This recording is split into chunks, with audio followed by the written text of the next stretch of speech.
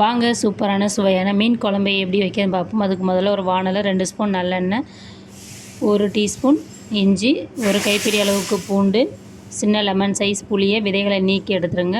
20 சின்ன வெங்காயம், ஒரு தக்காளி, மஞ்சள் தூள் சிறிதளவு சேர்த்து நல்லா நைஸாக வதக்குங்க. அது கூட மசாலா தூளையும் வதக்கிட்டு அரைக்கணும். 2 ஸ்பூன் கொத்தமல்லி தூள், 3 ஸ்பூன் மீன் குழம்பு மிளகாத்தூள் ஆட் பண்ணிவிட்டு நல்லா வதக்கிட்டு ஆற விட்டுட்டு மிக்சியில் கொஞ்சமாக தண்ணி சேர்த்து நல்லா மைய பேஸ்ட்டாக இந்தளவுக்கு அரைச்சி எடுத்துக்கோங்க. இப்போ மீன் குழம்பை தாளிச்செல்லாம் அடுப்பு ஆன் பண்ணிவிட்டு ஒரு வானலில் 3 ஸ்பூன் நல்லெண்ணெய், கடுகு, ஜீரகம், மிளகு, வெந்தயம் எல்லாம் ஆட் பண்ணிவிட்டு கருக விடாத நல்லா வதக்குங்க. கருவேப்பிலை, 3 பச்சை மிளகாய் ஆட் பண்ணிக்கிங்க.